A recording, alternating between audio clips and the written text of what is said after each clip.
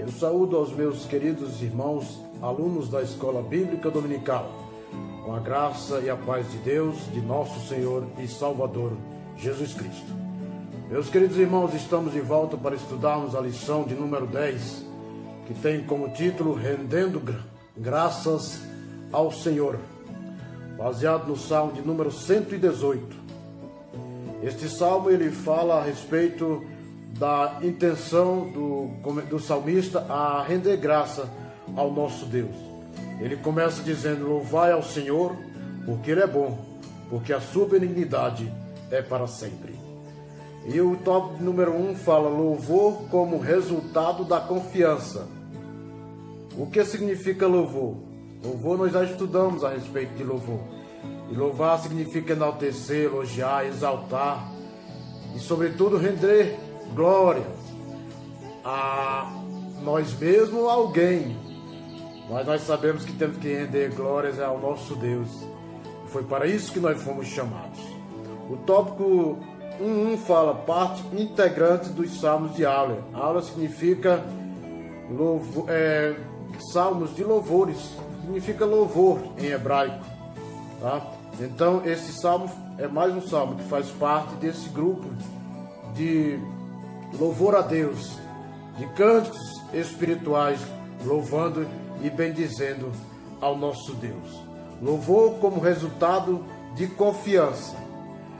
O salmista quer dizer que nós não podemos louvar a Deus se nós não confiarmos nele. É preciso confiar no Deus Todo-Poderoso. E me leva a ver o versículo de número 8 do Salmo 118, que ele diz: é melhor confiar no Senhor do que confiar no homem.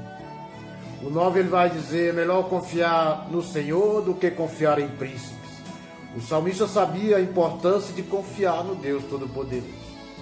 Afinal de contas, nós não podemos dizer que andamos com o Senhor Jesus se nós não confiamos nele.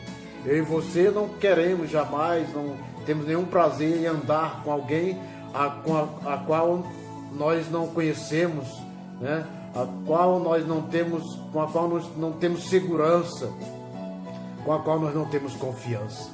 É preciso confiarmos em Deus para podermos querer andar com Ele. E a confiança é algo indispensável na vida do cristão. Então, por que nós louvamos a Deus? Por que o salmista disse que nós devemos louvar a Deus, render-lhe graça? Por quê? Porque nós confiamos nele. Eu já falei aqui outro dia, né, em Hebreus capítulo 10, fala: não abandoneis a vossa confiança, ela tem grande e avultado galardão. Então, este salmo é uma parte integrante dos salmos diários, ou seja, um salmo de louvor.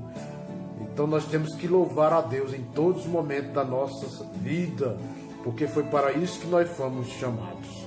O ponto 1.2 fala sobre o título. E eu não falei no início a respeito do título, porque no salmo, aqui na epígrafe desse salmo, não expressa exatamente quem foi o autor, ou o escritor, ou co-escritor, né, deste salmo. Mas nós cremos que foi Davi, mediante as suas palavras, as suas expressões, né? E esse salmo não tem nenhum título que apresenta uma ocasião histórica para a sua composição. Por outro lado, ele se encaixa perfeitamente no retorno do cativeiro babilônico. A nação representada pelo orador, né? Esta nação que foi representada pelo orador, o comentarista, o escritor deste livro. E o rei que representava toda a nação estiveram em grande perigo, mas foram livrados da morte e fez um voto de contar as grandes obras do Senhor. Como o salmista Davi, nós precisamos também estar sempre glorificando e contando para as pessoas, proclamando as bênçãos que Deus faz e tem realizado em nossa vida. A maior delas, sem dúvida, é a salvação. Por isso nós temos que proclamar a salvação, meus queridos, a todas as pessoas as quais nós conhecemos. O Senhor Jesus disse: ide, proclamai a todas as nações a salvação, pregai o evangelho a todas as nações, batizando-as em nome do Pai, do Filho e do Espírito Santo. E este salmo, o ponto 1.3, diz que é um salmo que expressa gratidão.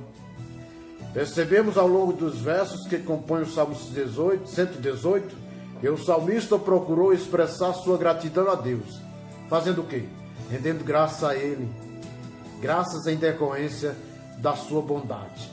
Nós já estudamos também aqui, nessa sequência de estudos sobre o livro dos Salmos, sobre a bondade de Deus. Nós iremos estudar um pouco mais à frente no ponto 2 a respeito da bondade de Deus e da sua benignidade.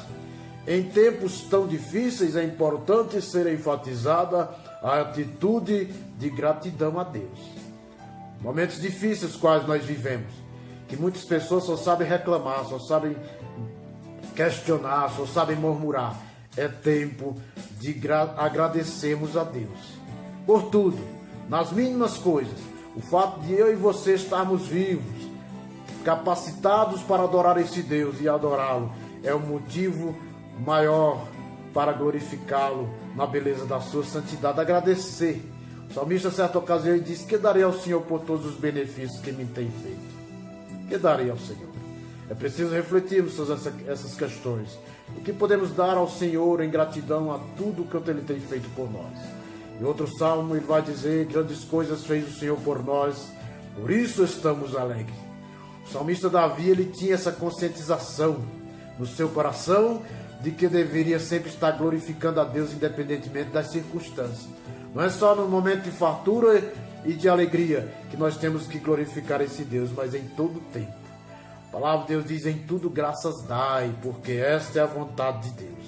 O Salmo 118 é um salmo de louvor. É um salmo que expressa a gratidão do salmista, do escritor.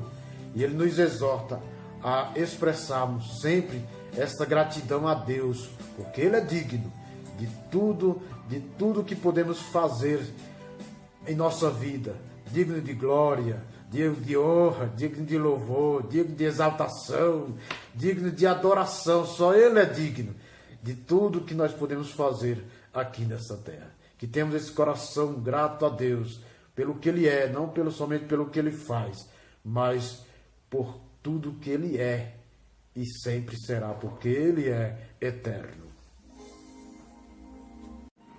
Ponto de número 2, o caráter de Deus. Por que nós temos que louvar a Deus? O ponto 2.1 fala: louvai ao Senhor, porque Ele é bom. Dentre os muitos atributos de Deus está a bondade. E nós já estudamos sobre a bondade de Deus. E este é o primeiro motivo para louvar ao Senhor, né? O fato de que Ele é bom. Deus é um Deus bondoso para com as nossas vidas.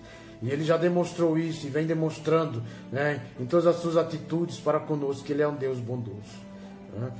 Deus é bom por natureza e bom no que faz. Tudo que Deus fez, lá em Gênesis, nós vemos que quando Ele fez a criação ali, realizou sua criação, Ele diz: e viu Deus que era bom. Tudo que Deus fez foi bom para as nossas vidas. Deus é um Deus bondoso, né? E precisamos aprender com Ele. O ponto 2.2 fala: louvai ao Senhor, porque a sua benignidade é para sempre. Deus, além de ser bom, Deus é um Deus benigno. Benigno é a pessoa benigna é aquela pessoa que deseja o bem dos outros. Você é uma pessoa benigna? Precisamos ser benignos. Precisamos ser pessoas bondosas. E qual a diferença de benignidade para bondade? A benignidade, meus queridos, entendo eu que seja o ato de querer e desejar o bem das pessoas. Você deseja o bem das pessoas, você é uma pessoa benigna.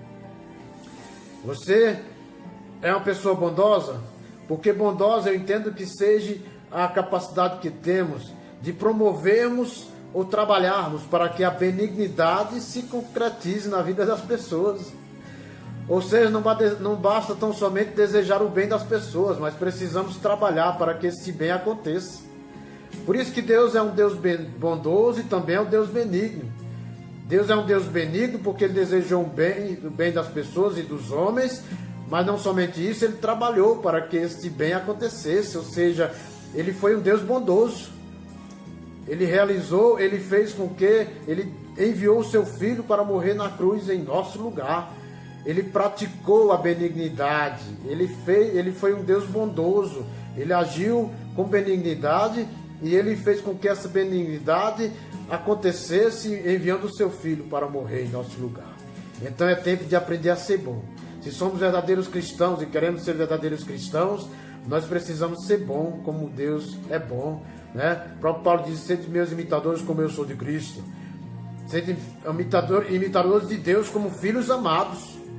Então temos que procurar ser bom através de fazermos benignidade para com as pessoas. Sermos pessoas altruístas, ou seja, pessoas que desejam o bem das pessoas, mas que também elas se colocam na frente, no lugar das pessoas, no lugar delas, se compadecendo das suas dores, das suas necessidades, né? Se interessando na situação de cada das pessoas e trabalhando para que o bem das pessoas aconteça, né? Ou seja, ser bom é promover a benignidade para com as pessoas. Eu diria que ser bom é a prática, a bondade é a prática da benignidade. E Deus foi bom, promovendo a benignidade para com os homens. Louvai ao Senhor, porque a sua benignidade é para sempre. Ponto 2.3 fala: o Senhor é aquele que escuta, é os tópicos, né? Nós temos que louvar a Deus porque nosso Deus é um Deus o qual ele nos escuta, nos ouve, né? Quando invocou a Deus e foi socorrido, né? O salmista louvou a ele por isso, quando ele foi socorrido por Deus, quando ele pediu socorro a Deus. Podemos clamar com confiança e perseverança, pois Deus, nosso Pai, não é mau e nem injusto. A Ele nós podemos clamar com confiança porque Ele nos ouve. E eu me lembro daquela ocasião quando Agar fugia da sua senhora, a Sara, né? Estava ali naquele deserto, estava ali próximo de um poço. Jesus, né? O anjo, diz a Bíblia, que apareceu a ela, né? E eu creio que foi o próprio Jesus. Então, dizendo a ela, fazendo a ela promessas de que ela teria um filho, qual seu nome seria Ismael, e dele surgiria uma grande nação. Então estava ali aquele poço, e ela tomou água, e depois o conselho do anjo foi para que ela retornasse à sua senhora, e ela retornou. Mas antes ela colocou o nome daquele poço de Laai-Roi, ou seja, aquele que vive e me vê.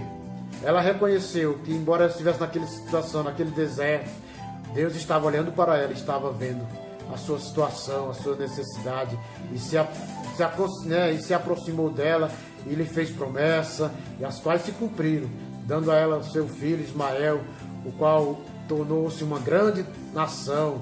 São, né, os descendentes de Ismael são os árabes, alguns também são muçulmanos. Lá no Salmo 139 também o salmista fala: para onde fugirei da presença de Deus? Né? Ele disse: suba ao céu, tu lá estás, desço ao mais profundo abismo, o Senhor também estás. Não tem como fugir da presença do Senhor, meus queridos. E esta é uma grande alegria para aqueles que estão sempre buscando andar retamente e trilhando os caminhos do Senhor. É motivo de alegria saber que temos sempre a sua presença em nosso lado, né, conosco. Mas também é motivo de tristeza, né, e de preocupação para aqueles que procuram de alguma forma esconder os seus atos ilícitos e pecaminosos diante do Senhor e diante das pessoas. É preocupante porque jamais irão conseguir esconder. De que lado eu e você estamos? Do lado desses que se alegram em ter o Deus como sempre companheiro fiel, sempre olhando e observando? A palavra de Deus diz que Deus está em todo lugar, os olhos do Senhor estão em todo lugar, contemplando os bons e os maus. Então temos que nos alegrar por isso, porque podemos clamá-lo em todo momento, e Ele sempre estará nos ouvindo, nos escutando. O salmista diz: na minha angústia clamei ao Senhor, e Ele se inclinou para mim, e ouviu o meu clamor. Laai-Roi, aquele que vive e me vê. Temos que crer que o Deus o qual nós servimos é um Deus que vive para sempre, vive eternamente. Mas para isso é preciso, irmãos, praticarmos a palavra de Deus. Né? Se queremos ser servos e cristãos verdadeiros, precisamos praticar. Né? Tiago 1,22, ele diz: sede praticantes e não só ouvintes, enganando-vos com falso discurso. Tem pessoas se enganando com falso discurso. Mas eu e você não podemos somente falar a palavra de Deus, ler a palavra de Deus. E nada vale lermos a palavra de Deus se nós não a praticamos. Então nós temos que praticar a palavra de Deus. Nesse tópico 2 nós aprendemos sobre o caráter de Deus, que dentre muitos existe a bondade dele, existe a benignidade e existe também a sua capacidade de nos escutar e estar sempre presente diante das nossas necessidades, nos atendendo, porque Deus é um Deus que nos ama. Tópico de número 3, o agir de Deus. É maravilhoso quando percebemos o agir de Deus em prol de nossas vidas. E Deus é aquele que nos dá luz, conforme o ponto 3.1. Né? Deus é um Deus que nos dá luz. Lá no Salmo 119, 105, ele diz: lâmpada para os meus pés é a tua palavra e luz para o meu caminho. Sabe, meus queridos, se nós andarmos em Cristo Jesus, se nós andarmos dentro da sua palavra, nós jamais andaremos em trevas. Diz a Bíblia que Deus nos tirou do lamaçal do pecado, do meio de trevas, de escuridão, e nos colocou na luz. Nos fez resplandecer a sua luz. É preciso que glorifiquemos e exaltemos a esse Deus, o qual nos colocou nas luzes. Deus é a nossa luz. Deus é aquele que nos abre o nosso entendimento para que conheçamos a sua vontade. Deus é um Deus que jamais permite que os seus servos andem em trevas e tropecem em alguma pedra. Por isso nós temos que glorificar. Mas a luz de Deus raiou, sua maravilhosa luz, a luz de Cristo, a luz de Deus, é a luz maravilhosa, é uma luz admirável. Precisamos nos admirarmos da luz de Cristo. Estamos na luz, nós já não andamos mais em trevas, nós andamos nas luzes, a luz que resplandeceu aos nossos corações e nos deu a possibilidade de termos uma vida alegre, uma vida feliz, uma vida digna, uma vida de abundância, de alegria, de paz verdadeira na sua presença. É o que fala o tópico 3.1. É o agir de Deus nos proporcionando essa luz verdadeira. Ao 3.2 diz: aquele que dá força. No verso 14, o salmista declara que o Senhor é a sua força. Deus é a nossa força. E somente com a força do nosso Senhor é que nós somos mais do que vencedores. A nossa força consiste em crer no Deus Todo-Poderoso, meus queridos. Não queira você vencer os obstáculos da vida, baseado na tua própria força, no teu próprio conhecimento, nas tuas próprias possibilidades. Não, confie no Deus. O Deus Todo-Poderoso é a nossa força. É nele que nós temos que confiar, porque Ele é um Deus que nos dá a garantia da vitória. Quando procuramos nos fortalecer em Deus, indubitavelmente seremos vitoriosos diante dos dados e das armadilhas que são preparadas para a nossa destruição. Procure confiar em Deus. Procure se fortalecer nele, porque o salmista diz: Deus é a nossa fortaleza na angústia. É nele que nós temos que buscar o nosso refúgio, né? Sermos vitoriosos diante dos dardos e das armadilhas que são preparadas para a nossa destruição.